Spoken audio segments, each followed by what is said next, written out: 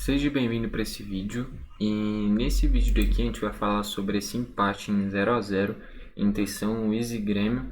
Empate em um jogo muito ruim, um jogo muito feio, que, sendo sincero, quem não assistiu o jogo não perdeu absolutamente nada. O Grêmio, que já foi com um time reserva, quase que praticamente um terceiro time, que vários dos caras que não são nem titulares nem foram para esse jogo já sendo preservados. Então a gente foi com um time muito alternativo, né? E acabou fazendo um jogo feio, essa que é a verdade, né? O São Luís se defendendo o jogo inteiro e a gente não conseguindo dar muito perigo. Então foi um jogo que nem eu falei, que não assistiu não perdeu nada. Então eu vou tentar ser mais direto possível. Começando pelo gol, o Grêmio foi com o Adriel. O Adriel que foi muito bem na partida, perfeito, nota 10 quando foi exigido, mandou muito bem. Fez duas boas defesas, que eu me lembro, uma cobrança de falta, que teve até um desvio, teve muito reflexo, e no segundo tempo, em uma finalização cruzada da direita, fez outra boa defesa. Por mim, e eu já vinha falando aqui do Adriel há muito tempo no nosso canal, há pelo menos uns 2 anos eu já estou falando dele, quando a gente assistiu os jogos da base aqui. E por mim, eu venderia ou emprestaria o Grando. E não é nem porque eu não gosto dele, porque eu também acho ele um bom goleiro. Mas para mim, o Breno é o titular, o Adriel é o reserva. E aí você pode ganhar um dinheiro com o Grando. Acho que não tem necessidade de ter três grandes goleiros e três grandes goleiros da base. Eu acho que também não preciso contratar outro goleiro. Para mim, a gente está muito bem servido.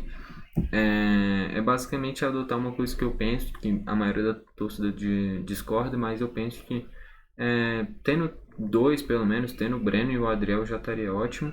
E se em uma partida um vai mal, na outra eu colocaria o outro goleiro. A maioria dos torcedores, ou a maioria das pessoas no geral que eu falo sobre isso, discordam e falam que tem que dar sequência independente de falha ou não. Mas eu penso que é isso. Tendo pelo menos um Adriel e um Breno, ou até mantendo o Grando no elenco, se um deles faz uma partida mal, na próxima entra o outro. E assim sempre você vai nivelar no alto o rendimento deles. Enfim, mas o Adriel, muito bem, nota 10. O João Pedro, nota 6. Fazia muito tempo que não jogava, então a gente tem que colocar isso na balança. Fez uma partida regular. Foi mais um lateral construtor, basicamente não deu profundidade.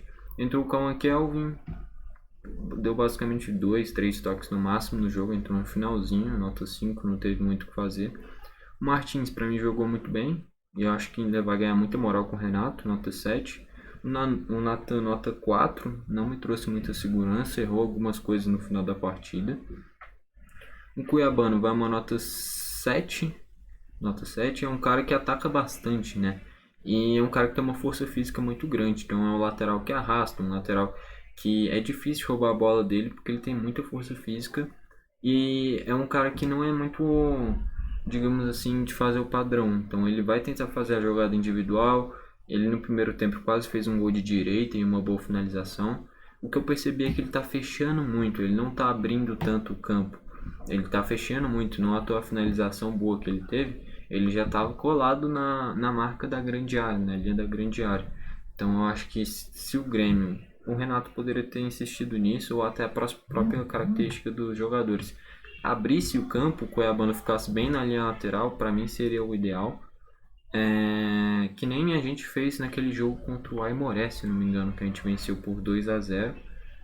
Aimoré ou o Esportivo, acho que foi o Esportivo, com aquele gol de longe do PP e depois o do Ferreira. É a mesma coisa, quando o Reinaldo, por exemplo, deu profundidade pela esquerda. Eu acho que o ideal seria repetir aquilo, que eu acho que daria certo de novo. Porém, até no segundo tempo a gente fez mais isso com o Diogo Barbosa, mas no primeiro tempo o Cuiabano estava fechando muito. E na minha visão só foi substituído por causa do cartão, porque jogou bem, só que estava amarelado. Enfim, eu acho que para compensar o Renato tinha que colocar o Cuiabano no próximo jogo, já como titular também, contra o Novo Hamburgo, né?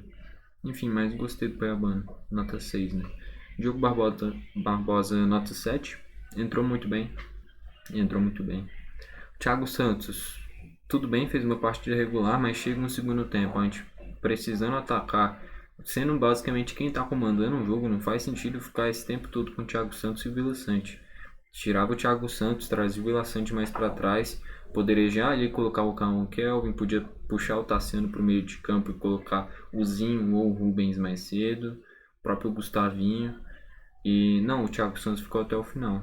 Enfim, vai uma nota 5, fez o regular, mas o Renato para mim errou em ter deixado ele o jogo inteiro. Vila Sante nota 5, também fez o básico. O Vina nota 6, deu para ver que ele tentou muito, mas pecou muito na tomada de decisão e principalmente nas finalizações. Dá para ver que é um cara que tem muita facilidade para pegar na bola.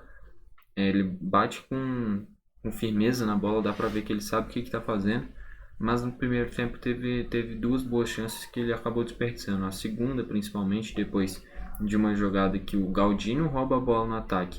O Vila Sante erra em pegar a bola do Galdino, mas termina com um bom drible. E aí era só conduzir que ele estava dentro do gol praticamente, ele finaliza de longe, o goleiro faz a defesa e aí o Vina isola. Então teve esse erro tanto do Vina, tanto do Vila Sante, e também teve um cabeceio do Thiago Santos, que eu já passei por ele, né?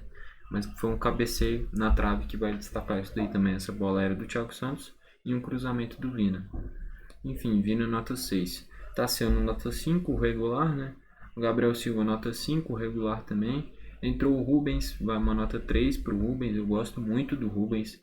Também tô falando dele há um tempão na base, só dá uma olhada nos vídeos mais antigos, de 1, 2 anos aí no canal. Mas para mim entrou mal e para mim é um erro também do jeito que o Renato tá usando esses jogadores. Chega um jogo assim, o cara vê que vai ter 15, 20 minutos para mostrar o que tem, para poder começar a ser mais aproveitado, ele vai ser fominha, ele vai tentar resolver sozinho. E é assim que o Zinho perdeu quase todas as bolas, é assim que o Cauã Kelvin não fez muita coisa, é assim que o Rubens também pecou em tomada de decisão. Então, eu acho que é melhor ir tacando eles de pouquinho em pouquinho em quase todos os jogos, do que dar pouco tempo em um jogo morto, assim, em um jogo que tá o time todo remendado. Então, para mim, o Renato tava com medo de colocar esses caras para jogar, e em jogo que for o que ele quiser, preferir colocar os jogadores que ele confia mais, que naturalmente é o time titular, né? Esses caras não vão ter vez, então eles tentam decidir nesses jogos e acabam jogando mal, por essa pressão de tentar ter mais oportunidades. Enfim, eu penso isso pelo menos. Nota 3 pro Rubens, não jogou bem. O Galdino, dá pra ver que tem uma condução de bola muito boa. É realmente muito boa a condução de bola dele. Enfim, vai uma nota 6 pra ele. O Zinho entrou, bons dribles, boas jogadas, mas perdeu quase todas as bolas na conclusão delas. Então vai uma nota 5 pra ele. Enfim, de destaque do São Luís, o Pablo é muito bom goleiro. E é isso. E eu fiquei surpreso que o Ederson tava lá. O Ederson, ex-Atlético Paranaense, que já rodou pra caramba, né? No futebol, se eu não me engano, já jogou ou no Fortaleza, acho que no Fortaleza, né? Ou até no Ceará, acho que foi no Fortaleza.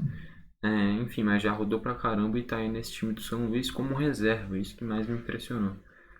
Enfim, um resultado muito ruim e um jogo muito feio, e que era pra ser pra testar os jogadores da base, só testou um ou outro e deu um pouquinho mais de rodagem porque a gente já tinha visto, como o Adriel e o Martins, principalmente.